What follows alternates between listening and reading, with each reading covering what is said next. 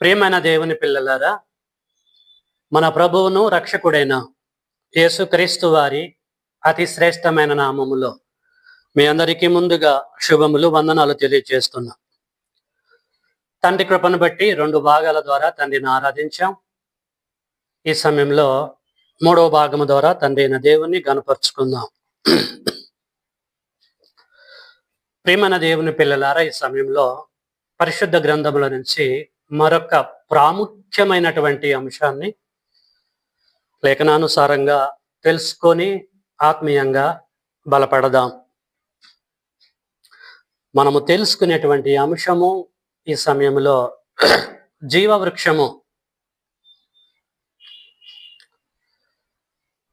జీవవృక్షము. ప్రియమైన దేవుని పిల్లలారా, బైబిల్ అంటే 66 గ్రంథాల పుస్తకాల కలయికని పోయిన బుధవారం చెప్పాను. ఈ 66 గ్రంథాలలో అనేక రకాలైనటువంటి చెట్లు ఉన్నాయి, అనేక రకాలైనటువంటి వృక్షములు ఉన్నాయి, అనేక రకాలైనటువంటి మొక్కలున్నాయి, దేవదారు చెట్లున్నాయి. ఇలా చెప్పుకుంటూ పోతే చాలా ఉన్నాయి. అందులో జీవవృక్షం ఒకటి ఉంది.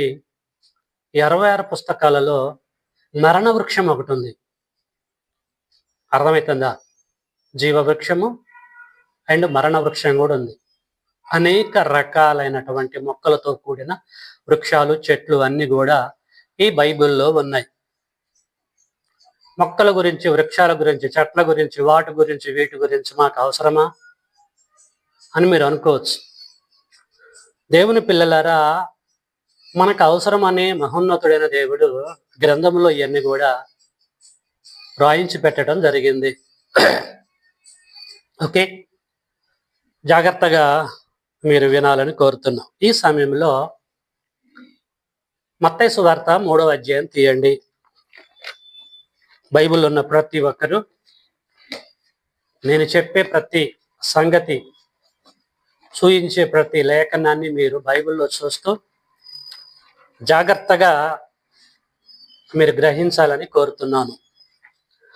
మత్తయి సువార్త 3వ అధ్యాయము 10 నేను చదువుతున్న చూడండి. ఇప్పుడే గొడ్డలి చెట్ల వేరున ఉంచబడి ఉన్నది గనుక మంచి ఫలము ఫలింపని ప్రతి చెట్టును నరకబడి అగ్నిలో వేయబడును. చాలండి. ఎవరు ఈ విషయాన్ని తెలియజేస్తున్నారు అని ఆలోచిస్తే, బాప్తిసం ఇచ్చేటువంటి యోహాను గారు తన యొద్దకు ఇశ్రాయేలీయులు వచ్చినప్పుడు, లేదు యూదులు వచ్చినప్పుడు అనేకమైనటువంటి సంగతులు తెలియచేసి ఈ 10లో ఈ విషయం చెప్తున్నాడు. మళ్ళీ చదువుతున్నా చూడండి. ఇప్పుడే గొడ్డలి చెట్ల వేరున ఉంచబడి ఉన్నది గనుక మంచి ఫలము ఫలింపని ప్రతి చెట్టును నరకబడి అగ్నిలో వేయబడును అంటున్నాడు. ఇక్కడ చెట్లను గురించి, ఫలాల గురించి, గొడ్డల గురించి ప్రస్తావిస్తూ ఉంటున్నాడు. యోహాను గారి యొక్క మదిలో చెట్లను ఉద్దేశించి మాట్లాడుతున్నాడా? ఫలాలంటే ఆ చెట్టు నుండి ఫలాలు రాకపోవటాన్ని బట్టి ఆ ఫలాలను గురించి మాట్లాడుతున్నాడా? ఆ చెట్టు నుండి ఫలాలు రావట్లేదు కాబట్టి ఇప్పుడే గొడ్డలి చెట్టు యొక్క వేరున ఉంచబడి ఉన్నది అని అంటున్నాడా? తన మదిలో ఉన్నది ఏంటిది? ఎవరిని దృష్టిలో పెట్టుకొని మాట్లాడుతున్నాడు అని మనం ఆలోచిస్తే, చెట్లు ఇశ్రాయేలీయులకి సాదృశ్యంగా ఉన్నది. మరి ఫలములు దేనికి సాదృశ్యంగా ఉన్నాయంటే వారి యొక్క క్రియలకి సాదృశ్యంగా ఉన్నాయి. అంటే దేవుని పిల్లలారా చాలా జాగ్రత్తగా అర్థం చేసుకోవాలి. చెట్లు మనుషులకి సాదృశ్యంగా ఉన్నాయని, దేవుని బిడ్డలకి సాదృశ్యంగా ఉన్నాయని అర్థం చేసుకోవాలి. ఫలాలు క్రియలకి సాదృశ్యంగా ఉన్నాయని అర్థం చేసుకోవాలి.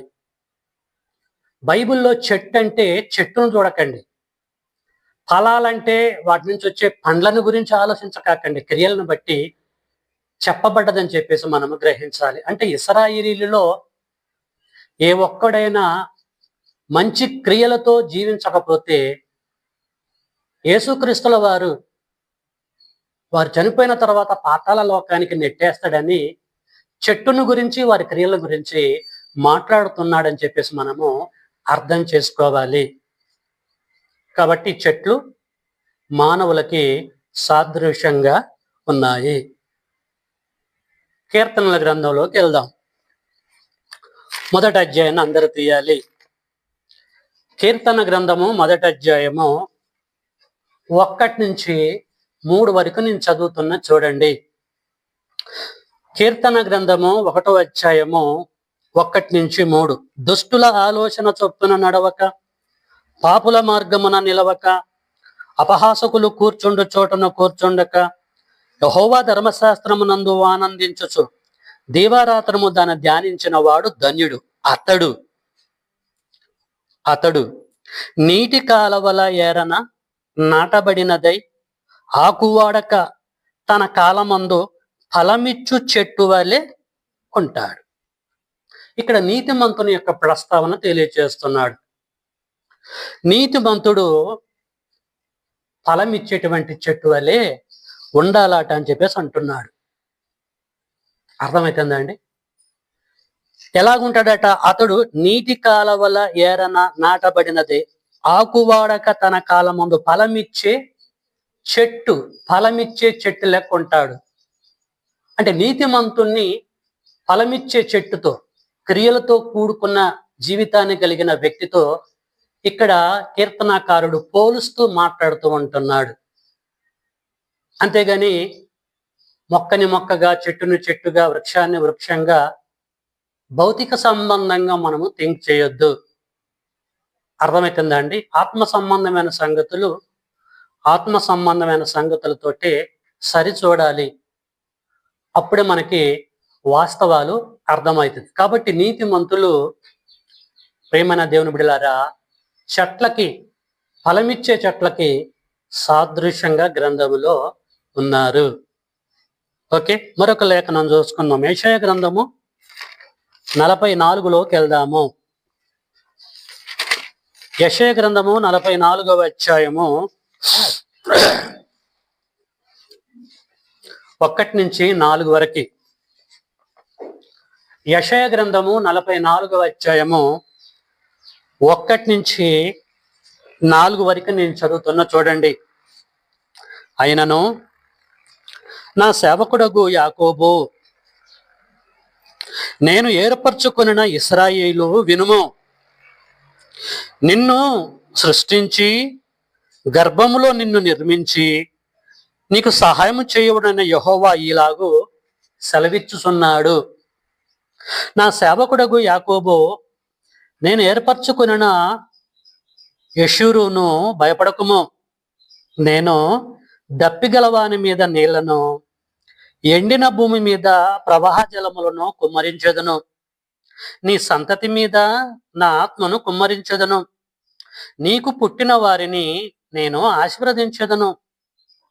నీటి కాలవల యొద్ద నాటబడిన నిరవంజి చెట్టు గడ్డిలో ఎదుగునట్లు వారు ఎదుగుదురు. చాలండి. ఇక్కడ కూడా ఇశ్రాయేలు జనాంగాన్ని నిరవంజి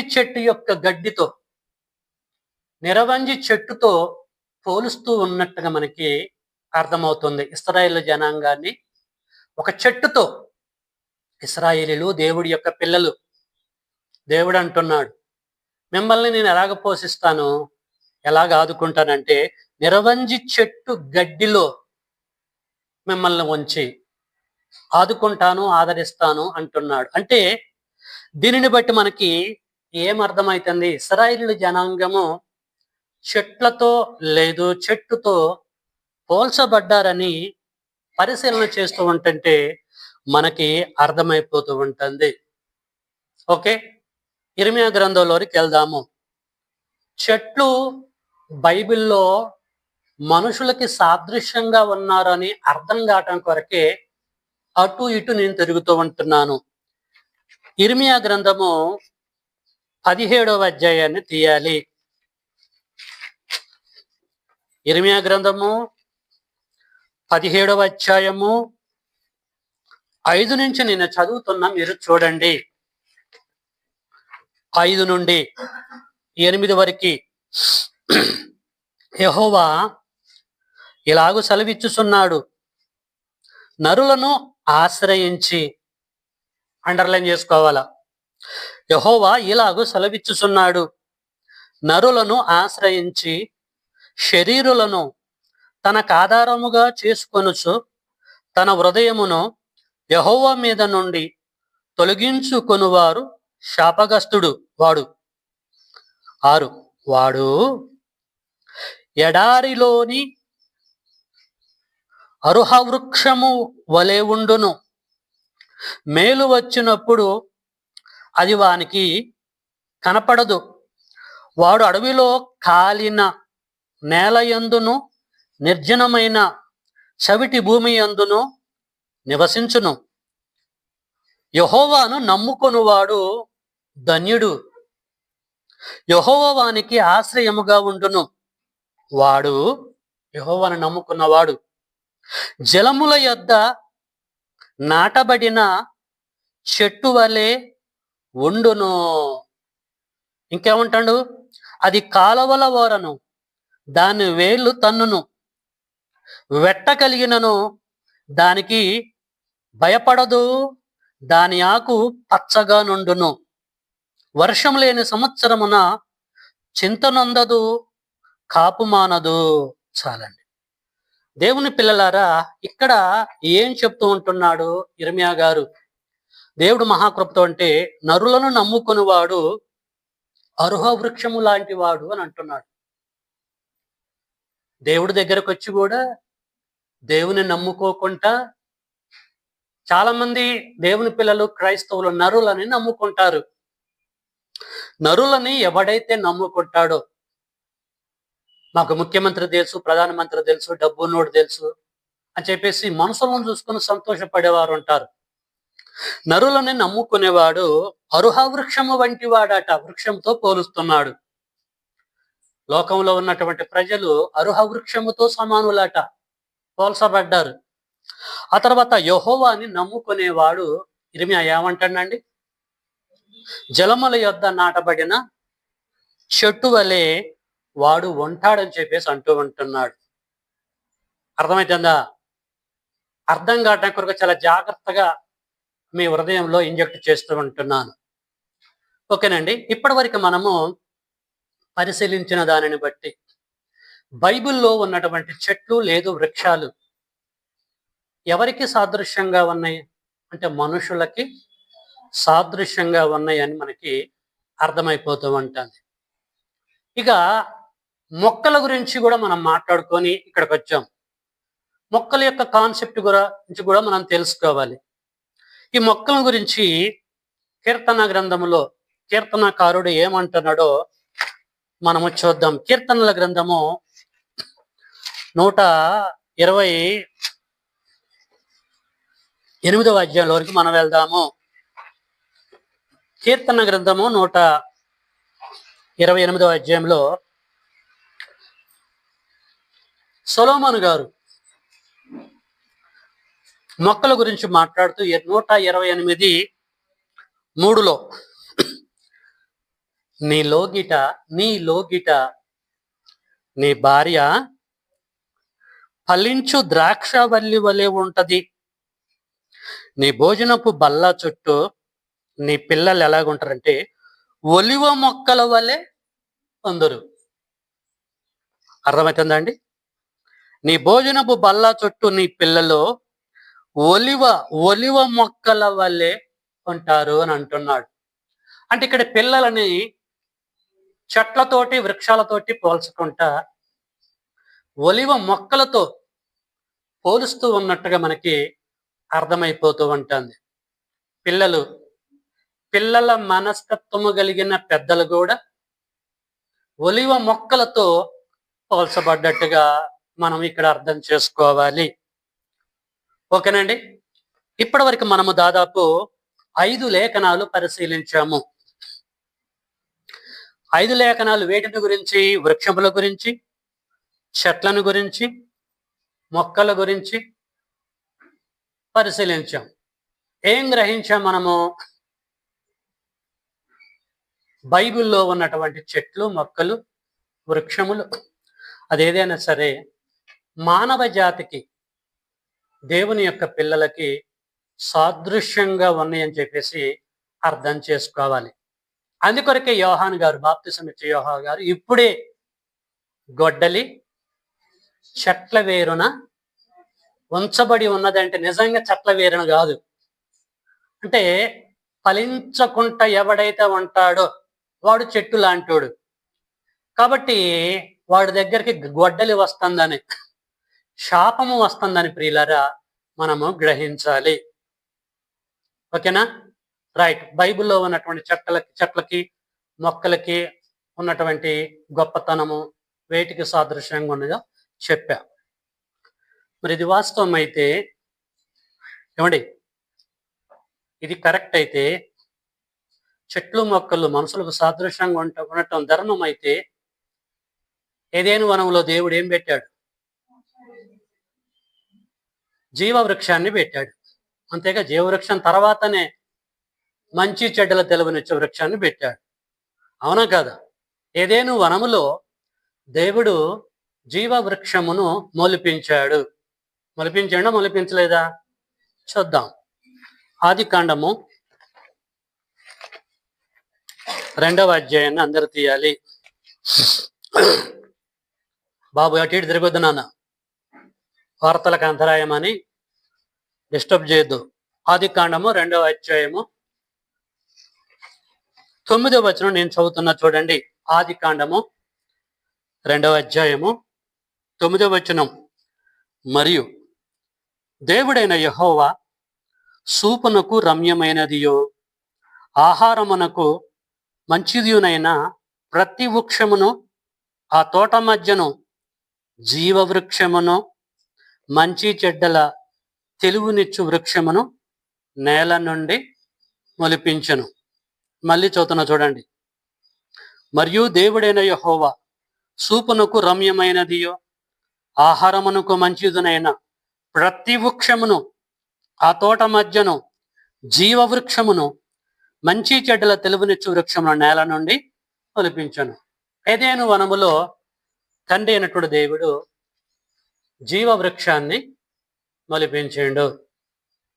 ఓకే, ఏదెను వనములో జీవవృక్షం ఉంది, జీవవృక్షం ఉంది. రైట్. దీన్ని మనసులో పెట్టుకొని ప్రకటన గ్రంథంలోనికి వెళ్దాము. ప్రకటన గ్రంథము 2వ అధ్యాయము 7వ వచనంలోనికి వెళ్దాము. అందరు తీయాలి. ప్రకటన 2:7 చదువుతున్నా చూడండి. చెవి గలవాడు ఆత్మ సంగములతో చెప్పుచున్న మాట వినుగాక. జయించువానికి దేవుని పరదేశులో ఉన్న జీవవృక్ష ఫలములు భుజింపనెత్తును. 7 మళ్ళీ చదువుతున్న చూడండి. చెవి గలవాడు ఆత్మ సంగములతో చెప్పుచున్న మాట వినుగాక. జయించువానికి దేవుని పరదేశుల్లో ఉన్న జీవవృక్ష ఫలములు భుజింపనెత్తును. చాలండి. దేవుని పిల్లలారా, చెట్లు మనుషులకి సాదృశ్యంగా ఉండటం ధర్మం అయితే, ఆదికాండం 2వ అధ్యాయములో ఏదెను వనములో దేవుడు జీవవృక్షాన్ని మొలిపించిండు. ఓకేనా?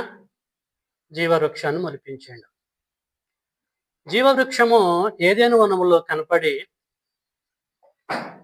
ప్రకటన గ్రంథము 2వ అధ్యాయము 7కి వచ్చేసరికి దేవుని పరదేశులో కనపడుతుంది. మళ్ళీ అది దేవుని పరదేశులో ఆ జీవ వృక్షం మళ్ళీ కనపడుతుంది.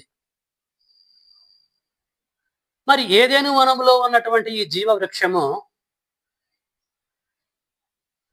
భౌతిక సంబంధమైన వృక్షం అనుకుందామా? ఏమనుకుందాము? ఏదేను వనములో ఉన్న జీవ వృక్షము దేవుని పరదేశులోకి ఎలాగెళ్ళింది? ఒకవేళ భౌతిక సంబంధమైన వృక్షమే అయితే మీకు అర్థమవుతుంది ఆ కాన్సెప్ట్. దేవుని పిల్లలారా జాగ్రత్తగా ఆలోచించండి. ఇప్పుడు ఏదేను వనం ఉందా భూమి మీద? లేదు. జీవవృక్షం ఉందా ఇప్పుడు? లేదు. ఏదేను వనము ఇక్కడ ఉందని, ఇక్కడే ఈ వనములోనే మధ్యలో జీవవృక్షం ఉందని ఇప్పటివరకు శాస్త్రవేత్తలు కనిపెట్టారా? అది ఉందని తెలుసుకున్నారా? మీరు ఇప్పటికీ ఏదేను వనము, ఇప్పటికి ఆ తోట, ఇప్పటికి ఆ జీవవృక్షం ఉందనుకుంటున్నారా? లేదనుకుంటున్నారా? ఏం ఆలోచించారు మీరు ఇంతకాలం? మీరు మీ బోధకులు మీకు తెలిసిన వారు ఏం బోధించారు జీవవృక్షాన్ని గురించి? ప్రేమైన దేవుని పిల్లలారా, జీవవృక్షము ఏదేను వనము ఫలాని ప్లేస్లో ఉంది, ఫలాని దేశంలో ఉంది అని అంటున్నారు. అది ఏంటంటే టర్కీ దేశంలో ఒక ప్రాంతంలో ఫలాని ప్లేస్లో ఉంది అని అంటున్నారు. కానీ ఖచ్చితంగా ఎవరు కూడా కనుగొనలేకపోతూ ఉంటున్నారు. అది బైబిల్లో మనకి కనిపిస్తూ ఉంటుంది. అయితే ఆదాము అవ్వలు చెట్టు యొక్క మంచి చెడులు ఎరిగేటువంటి చెట్టు యొక్క ఫలములు తిన్న తర్వాత ఏం చేశాడు దేవుడు? పాపులైపోయారు. తినుదినమున నిశ్చయముగా చచ్చిపోతారని చెప్పేసి అన్న తర్వాత తిన్నారు, చచ్చిపోయారు. చచ్చిపోయినటువంటి వారు మళ్ళీ జీవవృక్షం దగ్గరికి వెళ్ళి జీవవృక్షం యొక్క పళ్ళను తినేసి మళ్ళీ బ్రతుకుతారేమో అని దేవుడు ఏం చేశాడు? అక్కడ పోయేటట్టు చేశాడా? ఆదికాండము 2వ అధ్యాయము 3వ అధ్యాయము 24. అప్పుడు ఆయన ఆదామును వెళ్ళగొట్టి ఏదేను తోటను, తూర్పు దిక్కున కెరూబులను, జీవవృక్షమునకు పోవు మార్గమును కాచుటకు ఇటు అటు తిరుగుచున్న ఖడ్గజ్వాలలను నిలబెట్టాను. అంతకుముందు వెళ్ళారేమో, తిన్నారేమో మనకు తెలవదు. అదే అలవాటుతో అదే దారి గుండా వెళ్ళి పాపులైన వీరు, చచ్చిపోయినటువంటి వీరు మళ్ళీ పండ్లను తిని బ్రతుకుతారేమో అని ఇక అక్కడికి వెళ్ళకుండా, ఆ చెట్టు దగ్గరికి వెళ్ళకుండా చెరువులను పెట్టి ఖడ్గములను ఏర్పాటు చేసి ఎవరు కూడా వెళ్ళకుండా దాన్ని భద్రపరిచాడు. ఆ దెబ్బతోటి ఫినిష్. ఏదేను వనములో దేవుని పిల్లలారా జీవవృక్షం అనేది లేదు. అర్థమవుతుందా? జీవవృక్షం లేదు. ఎక్కడ కనపడుతుంది? మళ్ళీ దేవుని పరదేశులో. ఇప్పుడు మనం చదువుకున్నాం ప్రకటన గ్రంథము 2వ అధ్యాయం 7లో దేవుని పరదేశుల్లో ఉన్న, ప్రజెంట్గా ఉన్న జీవవృక్షపు ఫలమును ఇద్దునని చెప్పేసి అంటున్నాడు. అంటే ఏదేను వనములో ఉన్న జీవవృక్షము అక్కడి నుంచి ఎక్కడికి ట్రాన్స్ఫర్ అయిపోయింది? ఇప్పుడు పరదేశు కాదు, దేవుని పరదేశి. ఫర్ యువర్ కైండ్ ఇన్ఫర్మేషన్, జాగ్రత్తగా వినాలి. పరదేశ్ అనగానే రెండున్నాయి. మనుషుల పరదేశ్ ఒకటి ఉంది, దేవుని పరదేశ్ ఒకటి ఉంది. తర్వాత చెప్తాను నెక్స్ట్ సండే, కన్ఫ్యూజ్ కాకండి. మనుషుల పరదేశ్ ఎక్కడుంది, దేవుడు పరదేశ్ ఎక్కడుంది? ఏదేను వనములో మాయమైపోయిన ఈ యొక్క జీవవృక్షము దేవుని పరదేశంలో ఉందట. నా ప్రశ్న ఏంటంటే, వృక్షాలు మానవులకి సాదృశ్యంగా ఉండటం ధర్మం అయితే ఏదేను వనములో ఉన్న ఈ జీవవృక్షము ఇది భౌతిక సంబంధమైనదా? ఏదేను వనంలో ఉన్న ఈ జీవవృక్షము ఒకవేళ భౌతిక సంబంధమైనది అయితే ఏదేను వనములో నుంచి దేవుడు పరదేశంలోకి ఎలాగెళ్తుంది? వృక్షం ఎలాది కదండి. కొంతకాలం ఒక దగ్గర ఉండి మళ్ళీ ట్రాన్స్ఫర్ అయిపోయి మరొక దగ్గర ఉండదు కదా. భౌతిక సంబంధమైన ఒక వృక్షం అయితే ఉంటుందా అండి? మీరు ఎక్కడ చూసారా? మీ కళ్ళ ముందు కనపడిన చెట్టు ఒక 5 సంవత్సరాల దగ్గర నుండి మళ్ళీ వెళ్ళిపోయి హైదరాబాద్లో, వరంగల్లో, ఖమ్మంలో అట్ట ఉంటుందా అండి? భౌతిక సంబంధమైన ఏ చెట్టు కూడా అట్ట ఉండదు. కానీ ఏదేనులో ఉన్నటువంటి ఈ జీవ వృక్షము ఎక్కడ కనపడుతుంది? మళ్ళీ దేవుని పరదేశంలో ఉంది. అంటే ఈ జీవ వృక్షము ఒక వ్యక్తికి సాదృశ్యంగా ఉంది అన్నట్టుగా మనకు అర్థమవుతుంది. భౌతిక సంబంధమైన చెట్టు కాదు అది. ఆ వృక్షము ఒక వ్యక్తికి సాదృశ్యంగా ఉన్నది. వ్యక్తి అయితేనే ఆరాధన జరిగినంత వరకు ఎక్కడ ఉంటాడు? ఆరాధన అయిపోయిన తర్వాత ఇంటికి వెళ్ళిపోయి ఇంట్లో ఉంటాడు. కాబట్టి ఏదేనులో ఉన్నటువంటి వృక్షము భౌతిక సంబంధమైన వృక్షం కాదు, ఆత్మ సంబంధమైన వృక్షము. ఆ వృక్షము ఎవరికి సాదృశ్యంగా ఉందంటే యేసుక్రీస్తుల వారికి సాదృశ్యంగా ఉంది. కాబట్టి యేసుక్రీస్తుల వారు ఏదేను వనంలో ఉండగలిగిండు ఆత్మ సంబంధంగా. అయిపోయిన తర్వాత ఆయన ఎక్కడ ఉన్నాడంటే దేవుని పరదేశి అయిన దేవుని పరదేశిలో మళ్ళీ ఆయన ఉండగలిగాడు. జీవవృక్షం నుండి ఏమొస్తాయండి? ఫలాలు వస్తాయి. ఆ ఫలాలు తిన్నాడు అనుకో, ఏ వ్యక్తి అయినా సరే ఆ వృక్షము నుండి వచ్చి ఫలాలు ఎవరైనా కోసుకొని తిన్నారనుకో ఎల్లా కాలము జీవిస్తారు. అర్థమైతుందా? ట్రాక్ దిగిపోయారా? జాగ్రత్తగా అర్థం చేసుకోవాలి. జీవవృక్షపు యొక్క ఫలములు తిన్నవాడు నిత్యము జీవిస్తాడు. కాబట్టి దేవుడు ఏదైనా వనలో కనిపెట్టాడు. సో వాళ్ళు పాపం చేయగానే అక్కడ లేకుండా చేశాడు. మళ్ళీ ఎక్కడ పెట్టాడు? దేవుని పరదేశంలో ఆ యొక్క చెట్టుని నాటడం జరిగింది. జీవవృక్షాన్ని గురించి ఇప్పుడు మీకు చెప్పాను. ఆ వృక్షపు యొక్క ఫలములు తిన్నవాడు నిత్యము జీవిస్తాడు. కాబట్టి ఆ జీవవృక్షము యేసుక్రీస్తుల వారికి సాదృశ్యంగా ఉన్నది. వృక్షములు భూమి మీద ఉన్న మానవులకి సాదృశ్యంగా ఉంటే ఏదేనులో ఉన్న జీవవృక్షం యేసుక్రీస్తుల వారికి సాదృశ్యంగా ఉన్నాయి. ఓకేనా? రైట్. జీవవృక్షం యొక్క గొప్పతనం మీకు చెప్పా కదా. దాన్ని మైండ్లో పెట్టుకొని ఆ జీవవృక్షం యేసుక్రీస్తు వారు సమానుడు అని చెప్పేసి బోధించా కదా. ఇప్పుడు అన్ని కూడా మనం పరిశీలన చేసుకుంటూ ముందుకెళ్దాము. యేసుక్రీస్తుల వారిని గురించి ఏం చెప్పారో యోహాను గారి దగ్గరికి వెళ్ళి మనము యోహాను గారిని అడుగుదాం. యోహాను గారు రాసిన మొదటి పత్రిక ప్రకటన గ్రంథం ముందు ఉంటుంది, అందరు తీయాలి. ఇందులో మీకు ఏ సందేహం ఉన్నా most welcome to ask me. ఎవరు బయట మీకు చెప్పరు, నేను చెప్తున్నా దేవుడు మహాకృపను బట్టి. అంతే, ఓపెన్గా చెప్తున్నా నేను.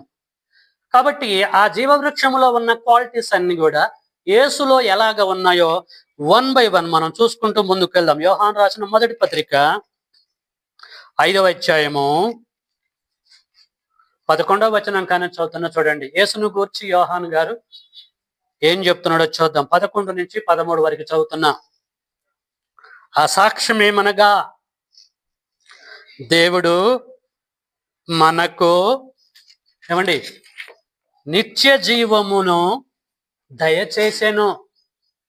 దేవుడు మనకి అంటే క్రైస్తవులకి నిత్య జీవమును దయచేసెను. ఈ నిత్య జీవము ఆయన కుమారుని యందు ఉన్నది. ఈ జీవము ఆయన కుమారుని యందు ఉన్నది. ఆయన కుమారుడు ఎవరు? యేసుక్రీస్తుల వారు జీవవృక్షమునకు సాదృశ్యంగా ఉన్నాడు. జీవవృక్షములో ఉన్న క్వాలిటీస్ అన్ని కూడా యేసులో ఉన్నాయి. కాబట్టి ఈ జీవము ఆయన కుమారుని యందు ఉన్నది. దేవుని కుమారుణ్ణి అంగీకరించువాడు జీవము గలవాడు. జీవవృక్షపు పళ్ళు తిన్నా కూడా జీవంతో ఉంటారు, నిత్య జీవం. కాబట్టి దేవుని కుమారుని అంగీకరించువాడు జీవం గలవాడు. దేవుని కుమారుని అంగీకరింపని వాడు జీవము లేని వాడు. 13 దేవుని కుమారుని నామమందు విశ్వాసముంచు మీరు నిత్య జీవము గలవారని తెలుసుకొనున్నట్లు నేను ఈ సంగతులను మీకు రాయిచున్నాను. దేవుని పిల్లలారా, యోహాను యొక్క మదిలో ఏముంది? యోహాను యేసును గురించి ఏం చెప్తున్నాడు? యేసులో జీవముంది, ఎట్ ద సేమ్ టైము నిత్య జీవముంది. యేసులో జీవముంది, ఎట్ ద సేమ్ టైము నిత్య జీవముంది. ఏదేను తోటలో దేవుడు జీవవృక్షము చెట్టు వేసినప్పుడు యేసుక్రీస్తుల వారు కనబడ్డు ఆత్మ సంబంధంగా. కానీ ఆయన ఒక చెట్టు వలె, ఆత్మ సంబంధమైన చెట్టు వలె అక్కడ ఉన్నాడు. అర్థమైతుందా? కాబట్టి ఎప్పుడైతే వారు పాపం చేస్తారో మహోన్నతుడైన దేవుడు ఆ యొక్క చెట్టుని అక్కడి నుంచి దేవుని పరదేశులోనికి ట్రాన్స్ఫర్ చేసినట్టుగా అర్థమవుతుంది. ఆ చెట్టే యేసుక్రీస్తుల వారికి సాదృశ్యంగా ఉంది. యేసులో జీవం ఉంది, యేసులో నిత్య జీవం ఉందని చెప్పేసి అంటున్నాడు. అదే యోహాను గారు సువార్త రాస్తూ, యోహాను సువార్త రాస్తూ ఏం చెప్పిండో చూద్దాం. యోహాను సువార్త 5వ అధ్యాయంలోనికి వెళ్దాం. యోహాను సువార్త 5వ అధ్యాయము 40వ వచనము.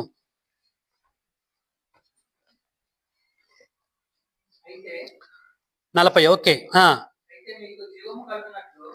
అయితే మీకు ఇశ్రాయేలులారా, అయితే మీకు జీవము కలుగునట్లు, అంటే వాళ్ళలో జీవం లేదు, ఇశ్రాయేలులో జీవం లేదు, పోగొట్టుకున్నారు, అందరూ పాపులు అయిపోయారు. అయితే మీకు జీవము కలుగునట్లు మీరు నా యొద్దకు రానొల్లరు. ఎవరంటారండి? యేసు అంటున్నాడు, జీవాన్ని పోగొట్టుకున్నారు మీరు. నా తండ్రి మీకు ఇచ్చిన జీవమును పాపం చేసి పోగొట్టుకున్నారు. కాబట్టి ఆ జీవాన్ని మీరు పొందుకోవాలంటే, ఆ నిత్య జీవాన్ని మీరు పొందుకోవాలంటే నా దగ్గరికి రావాలి. ప్రతి ఒక్క వ్యక్తి నా దగ్గరికి రావాలి. కానీ నేనేమంటున్నా తెలుసా? మీరు జీవం కలిగినట్లు మీరు నా యొద్దకు రానొల్లరు. రావడానికి ఇష్టపట్టలే. మీకు నిత్య జీవం వద్దనుకుంటున్నారు, జీవించటం మీకు ఇష్టం లేదు. కాబట్టి నన్ను మీరు వ్యతిరేకిస్తున్నారు, నా మాటలు వింటలేదు, ఈ ఊరు వదిలిపెట్టి వెళ్ళిపో అని చెప్పేసి అంటూ ఉంటున్నారు. నిత్య జీవం మీకు వద్దంటున్నారు. నా తండ్రి మీ అందరికీ నిత్య జీవం ఇవ్వాలని నన్ను పంపిస్తే నన్ను మీరు రిజెక్ట్ చేస్తున్నారు ఇశ్రాయేలులారా అంటున్నాడు. దేవుని పిల్లలారా, జీవవృక్షంలో ఉన్న క్వాలిటీస్ అన్నీ తండ్రి అయిన దేవుడు యేసులో పెట్టాడు. యేసుక్రీస్తుల వారు ఏదెనులో ఉన్న జీవవృక్షమునకు సాదృశ్యముగా ఉన్నాడు. 41 5:41 5:11 క్షమించండి. యోహాను సువార్త 5:11.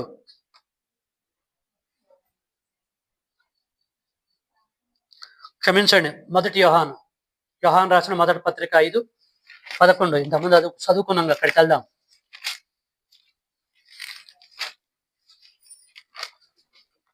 5:11 ఆ సాక్ష్యం ఏదనగా దేవుడు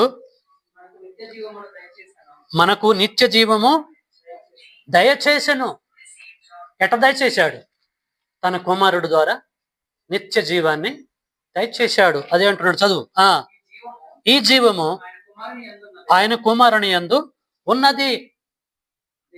దేవుని కుమారుని అంగీకరించువాడు జీవం గలవాడు, దేవుని కుమారుని అంగీకరింపనవాడు జీవము లేనటువంటి వాడు. ఇంకా కింద చదువుతూ ఉంటే క్లియర్ అయిపోయింది. ఆల్రెడీ మనం చదువుకొని బయటకు వెళ్ళిపోయి మళ్ళీ ఇక్కడికి వచ్చాం. కాబట్టి ప్రియమైన దేవుని బిడ్డలారా, యేసు యొక్క మాటలు, యేసు యొక్క పరిచర్య అంతా కూడా మనం గమనిస్తూ ఉంటే నిత్య జీవం కలిగిన వాడిని, జీవం మీకు ఇవ్వటానికి పరలోకము నుంచి నేను దిగి వచ్చానని చెప్పేసి అనేక సందర్భాలలో తెలియచేశాడు. యోహాను సువార్త 6వ అధ్యాయం నుంచి 8వ అధ్యాయం వరకు మీరు చదవండి.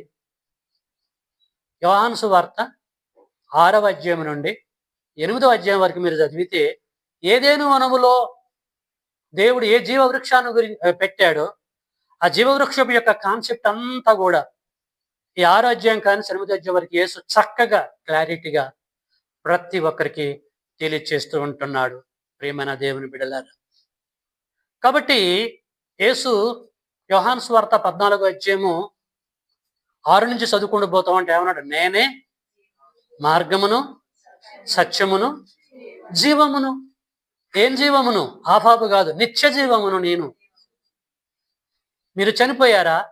తిరిగి బ్రతకాలంటే, సజీవులుగా ఉండాలంటే, యుగాలు జీవించాలంటే ఆ నిత్య జీవాన్ని ప్రసాదించేది నేను ఒక్కడిని అని చెప్పేసి ప్రియమైన దేవుని బిడ్డలారా యేసుక్రీస్తుల వారు తెలియజేశాడు. కాబట్టి పరిశీలించిన ఈ లేఖనాన్ని బట్టి, ఈ లేఖనములను బట్టి మనకి ఏమి తేట తెల్లమైంది, ఏం అర్థమైంది అని ఆలోచిస్తే, ఆదికాండము 2వ అధ్యాయములో ఏదేను వనములో దేవుడు మొలిపించిన జీవ వృక్షము భౌతిక సంబంధమైన అది వృక్షము ఎట్టి పరిస్థితుల్లో కాదు, చెట్టు ఏమాత్రం కాదు, మొక్క ఏమాత్రం కాదు. ఆ జీవ వృక్షము యేసుక్రీస్తుల వారికి సాదృశ్యంగా ఉన్నది. ఆ జీవ వృక్షము ఇప్పుడు ఏదెనులో లేదు. అంటే ఆ యేసుక్రీస్తుల వారు ఏదెనులో లేడు. ఎక్కడ ఉండట? దేవుని పరదేశిలో ఆ జీవ వృక్షం ఉందట. దేవుని పరదేశ అంటే పరలోకం కాదు. దేవుని పరదేశ అంటే మృతుల లోకమైన అబ్రహాము, ఇస్సాకు, యాకోబులున్న పరదేశి కాదు. దేవుని పరదేశి మరొకటి ఉంది. అర్థమైందండి? దేవుడు అక్కడి నుంచి ఆయన్ని ట్రాన్స్ఫర్ చేస్తే దేవుని పరదేశంలోకి వచ్చి ఏమండి జీవ ఫలాలు, ఆ జీవవృక్షపు యొక్క ఫలాలని ప్రతి ఒక్కరికి ఆయన దయచేస్తూ ఉంటున్నాడు ప్రియమైన దేవుని బిడలారా. కాబట్టి ఆ ఫలాలు మనమందరము తిని నిత్యము జీవించాలంటే ఖచ్చితంగా మనము దేవుని పరదేశంలో ఉంటేనే ఆ ఫలాలు పొందుకోవడానికి వీలైద్ది. ఓకేనా? కాబట్టి ప్రియమైన దేవుని బిడ్డలారా ఏం గ్రహించాం మనము, ఏం ఆలోచించాం ఇప్పటివరకు అని ఆలోచిస్తే జీవ వృక్షము యేసుక్రీస్తుల వారికి సాదృశ్యంగా ఉన్నది. అంతేగాని మరొక వృక్షం కాదు. ఓకేనా? కాబట్టి ఆ జీవ వృక్షపు యొక్క గొప్పతనాన్ని గ్రహించినటువంటి మనము, అంటే యేసుక్రీస్తు యొక్క గొప్పతనాన్ని గ్రహించినటువంటి మనము యేసుకు దూరంగా ఉండకుండా, యేసు చెప్పిన ప్రకారంగా చెయ్యకుండా, ఇష్టానుసారంగా జీవించుకుంటూ మనం ముందుకెళ్తే ఆ జీవ వృక్షపు యొక్క ఫలములు మనము తినలేము. తినకపోతే నిత్యం మనము జీవించలేము. కాబట్టి ప్రియమైన వారులారా జీవ వృక్షము యేసుక్రీస్తుల వారికి సాదృశ్యంగా ఉన్నది. ఓకేనా? తండ్రి చిత్తం అయితే బైబిల్లో మరణ వృక్షం ఉంది. అదే ఏదేను మనలో ఉందా లేదా? జీవవృక్షం తర్వాత మంచి చెడ్డల వృక్షాన్ని కూడా ఇచ్చిండు కదా, అది మరణ వృక్షం అనమాట. ఈ మరణ వృక్షము దేవుడు ఎందుకు మొలిపించాడు అన్న సంగతులు కూడా మనము తెలుసుకుందాం. నెక్స్ట్ సండే దేవుని పరదేశంలోకి జీవవృక్షంగా పిలువబడుతున్న యేసుని దేవుడు ఎందుకు పంపించాడు ఆలోచించండి. నెక్స్ట్ సండే దేవుని పరదేశంలోనికి ఏదేను వనములో ఉన్న జీవ వృక్షాన్ని దేవుడు ఇక్కడికి ఎందుకు పంపించాడు? ఏం చెప్పాడు ప్రకటన గ్రంథం 2వ అధ్యాయంలో? ఒకసారి చూసుకుందాం. అక్కడికి ఎందుకు పంపించాడు? పంపించవలసినటువంటి పరిస్థితికి ఏర్పడ్డది. యోహాను రాసిన ప్రకటన గ్రంథము 2వ అధ్యాయము 7వ వచనం, చెవి గలవాడు ఆత్మ సంగములతో చెప్పుచున్న మాట వినుడుగాక. జయించు వానికి, అంటే ఎవరు? మనమే, దేవుని బిడ్డలైనటువంటి మనం. జయించు వానికి దేవుని పరదేశులో ఉన్న జీవవృక్ష ఫలములు భుజింపనెత్తండట. జయించే మనకి దేవుని పరదేశులో ఉన్న జీవవృక్ష ఫలాలు, అంటే యేసుక్రీస్తు వారి యొక్క ఫలాలు భుజించేటట్టుగా దేవుడు స్కెచ్ గీశాడు. కాబట్టి దేవుని యొక్క పరదేశం ఏంటిది? ఆ పరదేశంలోకి దేవుడు ఆ వృక్షాన్ని ఎందుకు ట్రాన్స్ఫర్ చేశాడు? యేసుక్రీస్తు వారిని ఎందుకు పంపించాడు? మున్నగ విషయాలను కూడా క్లియర్గా మనము తెలుసుకొని దేవుని పరదేశంలో ఉన్న జీవవృక్ష ఫలాలని పొందుకోవటానికి, భుజించటానికి సిద్ధంగా మనం అందరము ఉందాం. ఓకే, ఇప్పటి వరకు మనం బైబిల్లో ఉన్నటువంటి చెట్లు, మొక్కలు, వృక్షాలు ఎవరికి సాదృశ్యంగా ఉన్న సంగతి చూసాం. మనుషులకి, పిల్లలకి సాదృశ్యంగా ఉన్నాయని చూసాం. ఇది వాస్తవం అయితే ఏదైనా వనంలో దేవుడు కల్పించిన జీవవృక్షము ఎవరికి సాదృశ్యంగా ఉందంటే దేవుని పరదేశంలో ఉన్న యేసుక్రీస్తుల వారికి సాదృశ్యంగా ఉంది. ఇక్కడ కూడా ఆ చెట్టు ఉంది. యేసుకు సాదృశ్యంగా జీవవృక్షం ఉందని గ్రహించాం. ఓకే, దీన్ని మనసులో పెట్టుకోండి. నెక్స్ట్ సండే ఇంకా క్లారిటీగా మనం ముందుకెళ్ళొచ్చు, ఇన్ఫర్మేషన్ తెలుసుకోవచ్చు. దేవుడు పరదేశి ఏంటిది? ఆల్రెడీ మనకు పరదేశి ఉంది, మళ్ళీ ఇంకా దేవుడు పరదేశి ఏంటిది? అది పరలోకమా? అసలు ఏంటిది? అది ఏమై ఉన్న సంగతి గ్రహిద్దాం. Thank you for your attention. May God bless you all. మీకు ఇంకా ఏమైనా సందేహాలు ఉంటే, చర్మ సందేహాలు, నన్ను అడిగితే ఏమనుకుంటాడో ఏమో అనుకుంటే మీకు దెబ్బ అయిపోయింది. ప్రతి ఒక్కరు అడగండి. జీవవృక్షాన్ని గురించి కానీ, తర్వాత చెప్పబోయే మరణ వృక్షం గురించి కానీ, యేసుక్రీస్తుల వారి గురించే కానీ, దేవుడు పరదేశం గురించి కానీ అడగండి, క్లియర్ చేసుకోండి. Okay, thank you all.